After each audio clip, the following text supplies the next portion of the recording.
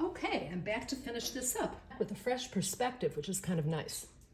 I used this fair bright orange yellow and I thought it was screaming out too much, so knocking that back a little bit.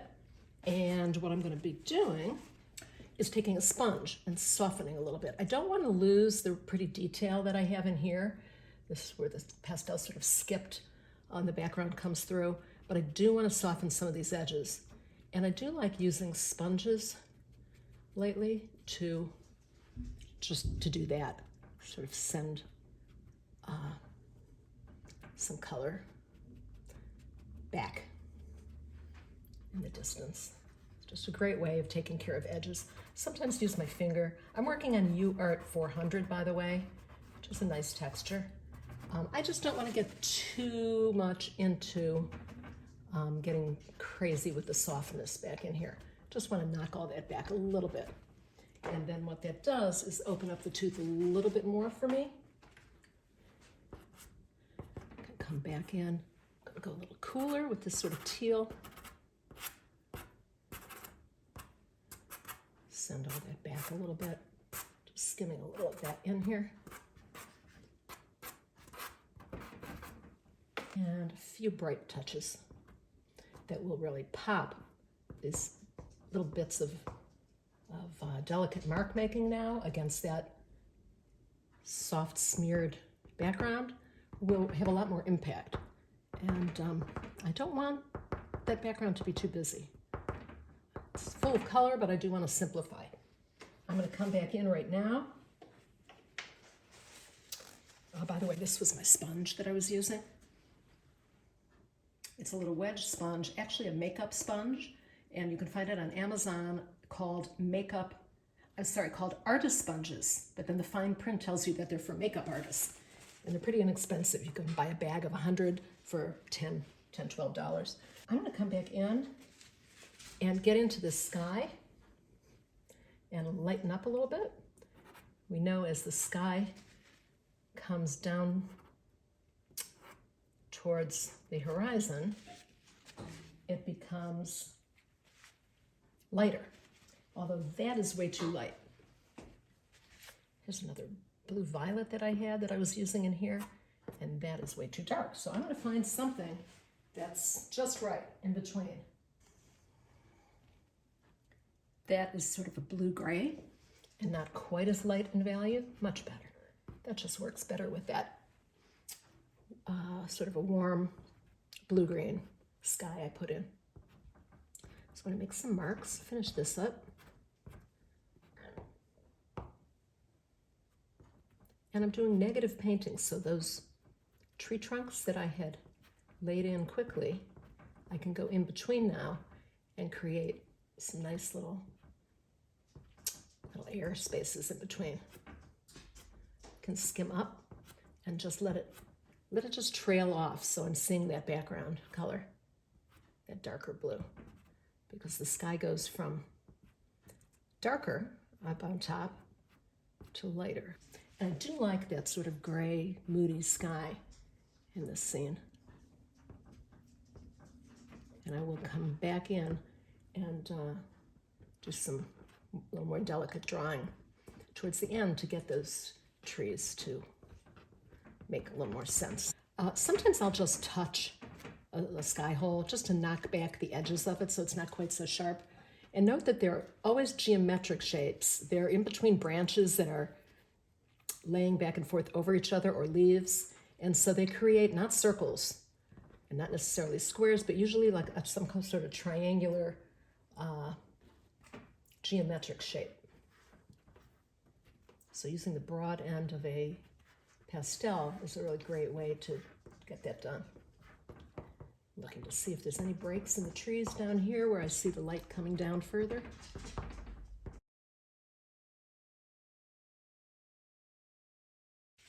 Want to get that water done and not wait too much longer to get that in, because having that light,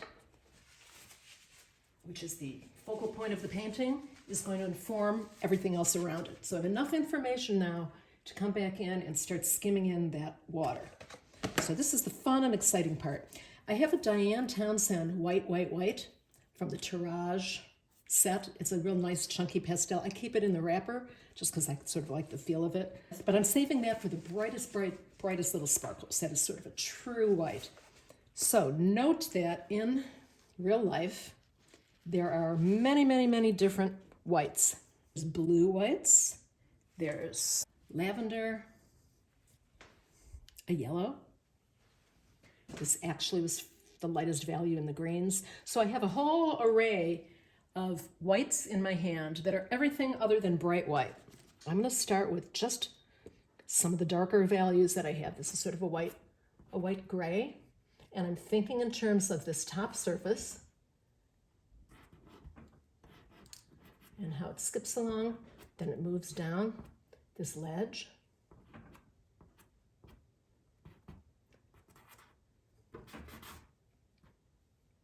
And then I have this flat surface, and then it moves down. I'm going to switch into different blue, vertical, and another, here's a brighter white for the horizontal plane. That's where the water's slipping over a rock. And there are sparkles usually on top where that brightest bright is, that light, where the brightest light is hitting, I should say. I'm going to make one more dip in here where it angles down.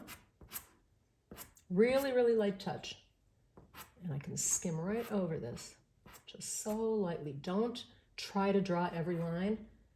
I'd rather see you use the side of your pastel and just let it be a little bit blurry rather than do each drop of water. It's just impossible to create that. So you have to think of an artistic way to do that. I'm seeing some warmth in here, so I'm coming back in with a little bit yellow.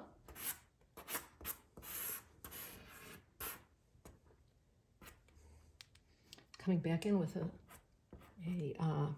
it's actually sort of that greenish white. And you can see the difference in value. It's a little bit lighter and a little bit whiter. And then we have a lot of interesting stuff going on. I can even sort of roll the pastel. See what I'm doing?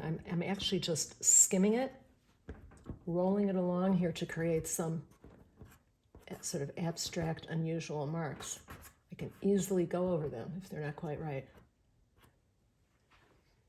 And I have some up here that are setting back more. I'm going with a blue. I don't want them as bright as the focal point here, but I do see it delicately falling, and then I'm noticing that there's more splash here. And at each top of each step, I'm keeping in mind that where it's splashing, it goes brighter. That falls down on the edge. There's a sparkle. And then it drops down to the next horizontal plane and creates more of its own sparkle. Some of it's a little frothy, and I think I'll give it a little blur here, just with my finger, just to set that that sort of sprayed, fuzzy feel in place. Then I can come back in and always come back and put some heavier marks.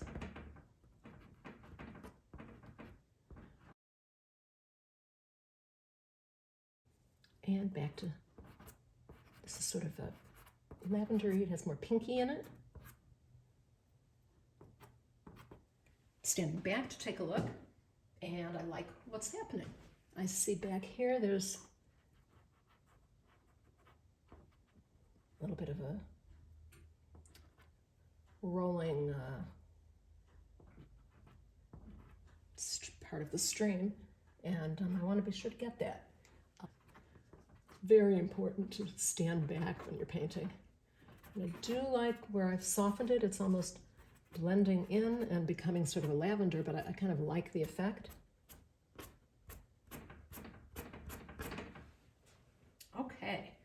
So now my main focus has been created.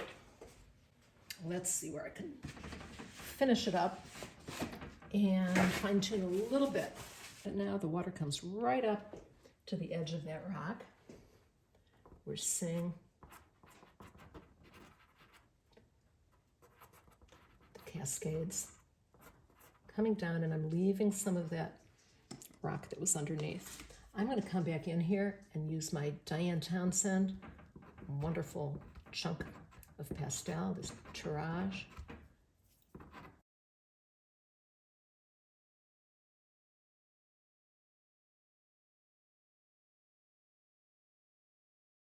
I'm going with something that's a very, very dark green. I need to create this rock. And because it's so close to us, to the viewer, you can see more of it's just better defined.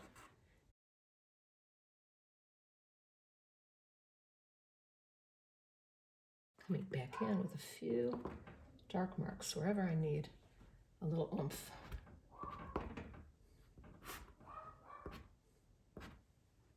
Here's the dark, dark green. Skimming over, it creates a little bit of detail inside behind that, deep in that dark rock. It's giving it a little more life than just flat black color. My dog's seeing dog friends out there. It's always something to bark at.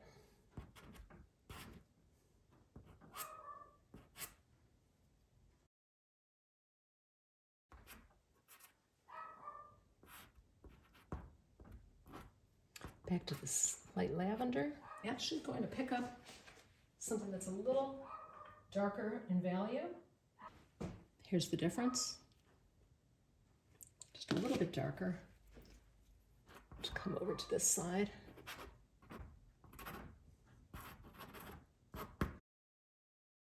And where do I see anything else that's light? I like that underpainting coming through. Just add a little bit of lightness to it. Looking for where I see the brightest lights on that side. And these are just suggestive marks. I did not want to do anything that was going to be a real sharp, hard detail. I knew that from the get-go. And coming back in with the dark green to carve that out. It's a play between dark and light. Putting in the brightest brights and the darkest darks at this point and checking to make sure I have what I need in terms of dark and light.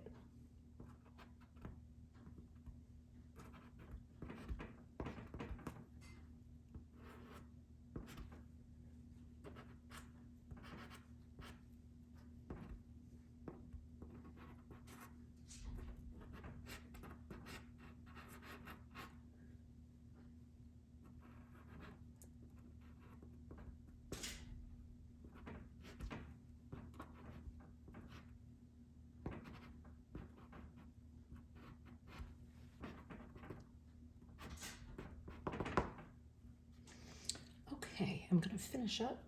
I may play with this just a little bit just to sort of fine tune a couple of marks, but I need to let this sit. I do need to ruminate over these things until I declare them done. I'm trying to define the top of this rock. Come around the edge of it, and it's really defined by the water that's falling next to it. And so I need to make sure that's working.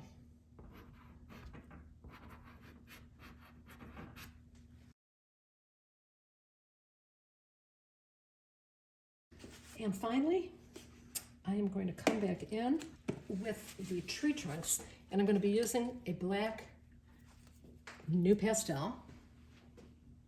Just standing back, taking a look. And I think most of them are dark. I'm going to crack this Actually, I have one that's already broken. So I'm going to come back in and create some of these branches and trunks that come way down. Just really thin line. The beauty of these hard pastels, or sometimes I use a piece of charcoal, is that you cannot do anything but a thin line if you're using the point or the edge of it, the thin, delicate edge. And it's just a great tool to come back in once you're done with the painting and create a lot of this lacy branch work. Also be sure not to have them all boom, boom, boom, boom, boom, equally spaced apart. It's unrealistic and unattractive. And so be sure to give yourself some space, as if they're growing out in the wild. And some are thicker, some are thinner, some are at a distance. So you really don't have anything that's too uniform. And maybe a final touch, reinstate some of this yellow that I thought I wanted to get rid of, but I can use a little bit of it now.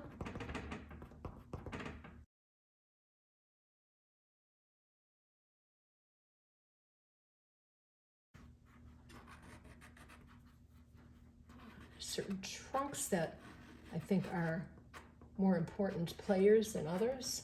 So you may want to come back in with something a little darker, go a little bit bolder with those trunks. I'm going a little bit darker with this, really jet black.